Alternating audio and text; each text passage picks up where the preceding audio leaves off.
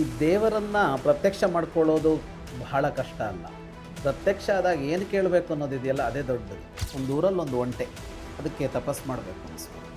ತಪಸ್ಸು ಮಾಡಿ ಮಾಡಿ ಮಾಡಿ ಒಂದಿನ ಬ್ರಹ್ಮ ಪ್ರತ್ಯಕ್ಷ ಆಗೇ ಬೇಕು. ನಾನು ಕೂತಲ್ಲೇ ಕೂತಿರಬೇಕು. ನನ್ನ ಕುತ್ತಿಗೆಯನ್ನು ಉದ್ದ ಮಾಡಬೇಕು. ನಾನು ಎಷ್ಟು ಉದ್ದ ಬೆಳೆಸ್ತೀನೋ ಅಷ್ಟು ಉದ್ದ ಆಗಬೇಕು ಕುತ್ತಿಗೆ, ಬೇಕು ಅನಿಸಿದಾಗ. ಒಳಗೆಳ್ಕೊಳಕ್ಕೂ ಬರಬೇಕು, ಉದ್ದನೂ ಮಾಡ್ಕೋಬೇಕು. ಬ್ರಹ್ಮನಿಗೇನೋ ತಪಸ್ಸು ಮಾಡಿದ್ದ ಅವನು, ಆಸೆ ಅವನು, ತಥಾಸ್ತು ಅಂದ ಅವನು.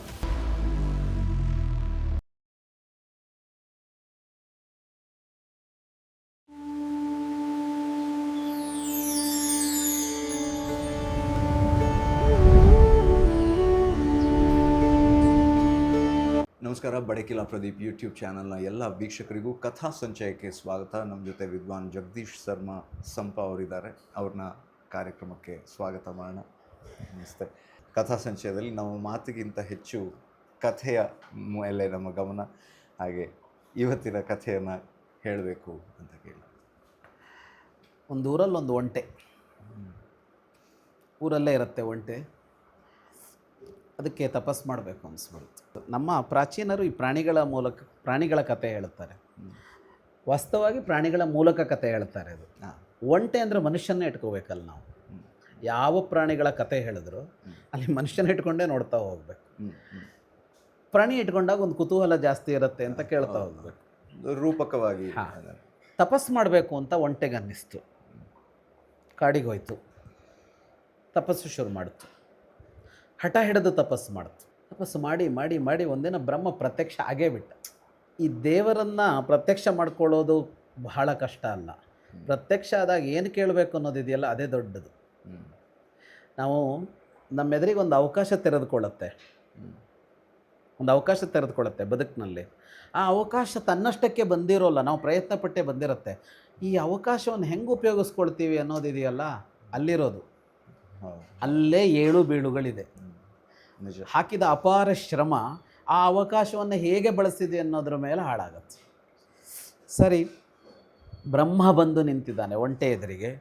ಏನು ಕೇಳಬಹುದು? ಏನನ್ನೂ ಕೇಳಬಹುದು. ಒಂಟೆ ಕೇಳ್ತು, ಆಹಾರಕ್ಕೆ ಅಂತ ಒಂದು ವೃತ್ತಿ ಮಾಡೋದು ಇಷ್ಟ ಆಗೋಲ್ಲ. ಏನೋ ಕೆಲಸ ಮಾಡಬೇಕು, ದುಡಿಬೇಕು, ಆಮೇಲೆ ಊಟ ಮಾಡಬೇಕು. ಯಾಕೆ ಇಷ್ಟೆಲ್ಲ ಕಷ್ಟಪಡಬೇಕು ದೇವರೇ? ಅದರ ಜೊತೆಗೆ ಊಟ ಮಾಡೋದಕ್ಕೆ ಅಂತ ಈಗ ನಾನು ಒಂಟೆ, ನಾನೆಲ್ಲೋ ಮೇಯಕ್ಕೆ ಹೋಗಬೇಕು, ಇನ್ನೊಂದು ಕಡೆಗೆ ಹೋಗಬೇಕು, ಬಿಸಿಲು, ಗಾಳಿ, ಮಳೆ, ಇನ್ನೊಂದು ಎಲ್ಲ ಅಲ್ಲಿ ಹುಲ್ಲಿದೆಯಾ ಇಲ್ಲಿ ಹುಲ್ಲಿದೆಯಾ ಅರಸಬೇಕು. ಇದು ಅಲ್ಲ ಕಷ್ಟ. ನಾನು ಕೂತಲ್ಲೇ ಕೂತಿರಬೇಕು. ನಾನು ಯಾವ ಕೆಲಸನೂ ಮಾಡಲ್ಲ, ಯಾರ ಕೆಲಸನೂ ಮಾಡಲ್ಲ. ನಾನು ಮನೆಯಲ್ಲೇ ಇರ್ತೀನಿ. ನನಗೆ ಆಹಾರ ಸಿಗಬೇಕು. ಅದಕ್ಕೇನಾಗಬೇಕು, ಅದಕ್ಕೇನು ಅಂತ ಅವನಿಗೂ ಬಿಡಲಿಲ್ಲ ಅವಕಾಶ. ಅಂತ ಸೊಲ್ಯೂಷನು ಇದೆ. ಹೌದೌದು, ಬೇಕಾಗಿರೋದು ಅಲ್ಲಿದೆ, ಇದೆಲ್ಲ ಪೀಠಿಕೆ. ಅದಕ್ಕೆ ಏನಂದರೆ ನನ್ನ ಕುತ್ತಿಗೆಯನ್ನು ಉದ್ದ ಮಾಡಬೇಕು ನೀನು. ಎಷ್ಟು ಉದ್ದ ಅಂದರೆ ನಾನು ಎಷ್ಟು ಉದ್ದ ಬೆಳೆಸ್ತೀನೋ ಅಷ್ಟು ಉದ್ದ ಆಗಬೇಕು ಕುತ್ತಿಗೆ, ಬೇಕು ಅನಿಸಿದಾಗ. ಒಳಗೆಳ್ಕೊಳಕ್ಕೂ ಬರಬೇಕು, ಉದ್ದನೂ ಮಾಡ್ಕೋಬೇಕು.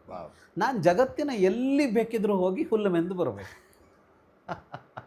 ಕೂತಲ್ಲೇ ಇರಬೇಕು. ಕೂತಲ್ಲೇ. ಈ ಊರಲ್ಲಿ ಬೇಸಿಗೆ ಬಂದು ಹುಲ್ಲೆಲ್ಲ ಒಣಗಿದೆಯಾ, ಆ ಊರಲ್ಲಿ ಮಳೆಗಾಲ ಇರುತ್ತೆ. ಅಲ್ಲಿ ಹೋಗಿ ನಾನಿಲ್ಲೇ ಇರ್ತೀನಿ. ಒಂದೇ ಮಾತ್ರ ಅಲ್ಲಿಗೆ ಸ್ಟ್ರೆಚ್ ಆಗಿ. ಹೌದು, ನಾನು ಇಲ್ಲೇ ಕೂತಿರ್ತೀನಿ. ನಾನು ಕುತ್ತಿಗೆ ಹೋಗ್ತಾ ಇರುತ್ತೆ. ಕುತ್ತಿಗೆ ಈ ಪಾರ್ಟ್ ಉದ್ದ ಆಗ್ತಾ ಇರುತ್ತೆ, ತಲೆ ಹೋಗ್ತಾ ಇರುತ್ತೆ. ಬ್ರಹ್ಮನಿಗೇನೋ ತಪಸ್ಸು ಮಾಡಿದ್ದ ಅವನು, ಆಸೆ ಒಂದು, ತಥಾಸ್ತು ಅಂದ ಅವನು. ಏನು ಕೇಳಬೇಕು ಅಂತ ಇದೆಯಲ್ಲ ದೊಡ್ಡ ವಿದ್ಯೆ ಅದು. ತಥಾಸ್ತು ಅಂದ. ಒಂಟೆ ಊರಿಗೆ ಬಂತು. ಒಂಟೆ ಭಾಳ ಪಾಪ್ಯುಲರ್ ಈಗ. ತಪಸ್ಸು ಮಾಡಿ ಬಂದಿದೆ. ಈ ಕತ್ತು ಎಷ್ಟು ಬೇಕಿದ್ರೂ ಉದ್ದ ಆಗುತ್ತೆ. ಆರಾಮಾಗಿ ಮನೇಲಿ ಕೂತ್ಕೊಳ್ತು. ಹಸಿವಾಯ್ತಾ, ಕುತ್ತಿಗೆ ಹೋಗ್ತಿತ್ತು ಅಂದ್ರೆ ಏನು, ಕುತ್ತಿಗೆನ ಕಳಿಸ್ತಿತ್ತು. ಡ್ರೋನ್ ಅದು ಹೋಗಿ ಮೆಂದ್ಕೊಂಡು ಬರ್ತಿತ್ತು. ಹೀಗೆ ನಡೀತು. ಆರಾಮಾಗಿ ಕುಳಿತು ಎಷ್ಟೋ ಕಾಲ ಆಯ್ತದು. ಒಂದು ದಿವಸ ಕುತ್ತಿಗೆನ ಕಳಿಸಿತ್ತು. ಒಳ್ಳೆ ಹುಲ್ಲುಗಾವಲು ಮೇಯ್ತಾ ಇತ್ತು. ಮಳೆ ಬಂದುಬಿಡ್ತು. ಇನ್ನೂ ಪೂರ್ಣ ಮೆಂದಾಗಿರಲಿಲ್ಲ. ಹೆಂಗೂ ಅಲ್ಲಿವರೆಗೆ ಹೋಗಾಗಿದೆ. ಮಳೆ ನಿಂತ ಮೇಲೆ ಮತ್ತೆ ಮೇಯೋಣ ಅಂತ ಅಂದ್ಕೊಂಡು ಆ ಕುತ್ತಿಗೆನ ಅಲ್ಲೇ ಪಕ್ಕದಲ್ಲೊಂದು ಗುಹೆ ಇತ್ತು. ಗುಹೆ ಒಳಗಡೆ ಇಟ್ಕೊಂಡು ಮಳೆಯಿಂದ ರಕ್ಷಣೆಗೆ ಹಾಗೇ ನಿದ್ದೆ ಬಂತು ಅದಕ್ಕಲ್ಲಿ. ಕೂತು ತಿನ್ನೋದು ಕೂರೋದು ಅಂತ ಆದರೆ ನಿದ್ದೆನೇ ಬರಲ್ವಾ, ಜಡ. ಸರಿ, ಹಾಗೇ ನಿದ್ದೆ ಬಂತು. ನಿದ್ದೆ ಮಾಡ್ತಾ ಇತ್ತದು. ಹೊರಗಡೆ ಮಳೆ ಬರ್ತಾ ಇತ್ತಲ್ಲ, ಒಂದು ನರಿ ಮತ್ತು ಅದರ ಹೆಂಡತಿ.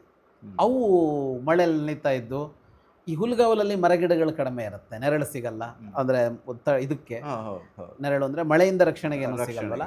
ಗುಹೆ ಕಾಣಿಸ್ತಲ್ಲ, ಅವೆರಡು ಒಳಗೆ ಬಂದವು, ನರಿ ಮತ್ತು ನರಿಯ ಹೆಂಡತಿ.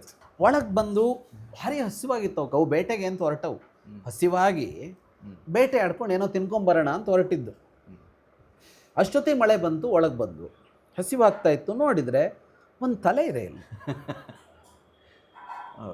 ತಲೆ ನಿದ್ದೆ ಮಾಡ್ತಾ ಇದೆ.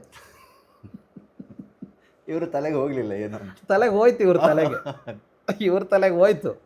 ಕಣ್ಣಲ್ಲೇ ಮಾತಾಡ್ಕೊಂಡ್ವು. ಎಷ್ಟು ಆರಾಮಾಗಿ ಗುಹೆ ಒಳಗೆ ಆಹಾರ ಸಿಕ್ತಲ್ಲ ಅಂತ ಗಬಕ್ ಅಂತ ಕುತ್ತಿಗೆ ಹಿಡಿದು ಕತ್ತರಿಸಿದ್ವಿ. ಒಂಟೆ ಕತೆ ಮುಗೀತು. ಇದು ಮಹಾಭಾರತ ಹೇಳುವ ಕಥೆ. ಎಷ್ಟು ಅಂಶಗಳನ್ನು ಈ ಕತೆ ಹೇಳುತ್ತೆ ಅಂದರೆ, ಈ ಕತೆ ಮುಗಿದ ಮೇಲೆ ಸುಮ್ಮನೆ ಕೂರೋಣ ಅಂತಲೇ ಅನಿಸುತ್ತೆ ಮಾತಾಡೋದಕ್ಕಿಂತ. ಆಲಸ್ಯ, ಮೈಮರೆವು.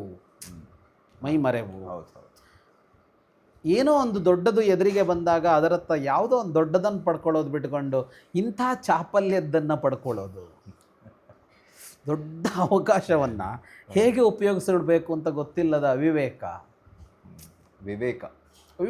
ಅದೇ ಅಲ್ಲ ಇರಬೇಕು ಅನ್ನೋಂಥ. ಇದೆಲ್ಲ ಈ ಕತೆ ಹೇಳುತ್ತೆ. ಇದು ಮಹಾಭಾರತದಲ್ಲಿ ಬರುವಂಥ ಕಥೆ. ಅಂದರೆ ಯಾರಿಗೂ ಭೀಷ್ಮ ಯುಧಿಷ್ಠಿರನಿಗೆ ಹೇಳೋ ಕಥೆ. ಓಕೆ. ಅಂದರೆ ಸಿಕ್ಕ ಅವಕಾಶವನ್ನು ಹೇಗೆ ಬಳಸ್ಕೊಳ್ಬೇಕು ಅನ್ನೋದು ನಮಗೆ ತುಂಬ ಮುಖ್ಯ ಅನ್ನೋದು ಅದರ ಮೂಲ ಆಶಯ. ಅದ್ರ ಜೊತೆ ಬೇರೆ ಬೇರೆ ಅದರ ಪಾಠಗಳು. ಪ್ರತಿ ಕಥೆಯು ಒಂದೊಂದು ಪಾಠ ಹೇಳುತ್ತೆ. ಆದರೆ ಈ ಕಥೆ ಅಂತೂ ಒಂದಕ್ಕಿಂತ ಹೆಚ್ಚಿನ ಪಾಠಗಳು, ಸರಳ ಪಾಠಗಳು. ಅಂದರೆ ನೋಡಿದ್ರೆ ನಮಗೆ ಇದು ಹೌದಲ್ಲ ಅನ್ನೋ ತಿಳಿಯುವಂಥದ್ದು. ಆದರೆ ನಾವು ಕೂಡ ಉದ್ದ ಕತ್ತಿನ ಒಂಟೆಯ ಹಾಗೆ ಮರೆತಿರ್ತೀವಿ. ಅದನ್ನು ನೆನಪಿಸ್ಕೊಟ್ಟಿದ್ದಕ್ಕೆ ಧನ್ಯವಾದಗಳು. ಮುಂದಿನ ಸಂಚಿಕೆಯಲ್ಲಿ ಮತ್ತೊಂದು ಕಥೆಗಾಗಿ ನಾವು ಕಾಯ್ತಾ ಇರ್ತೀವಿ. ನಮಸ್ತೆ. ನಿಮ್ಮನ್ನು ಮುಂದಿನ ಸಂಚಿಕೆಯಲ್ಲಿ ಸಿಗ್ತೀವಿ. ನಮಸ್ಕಾರ.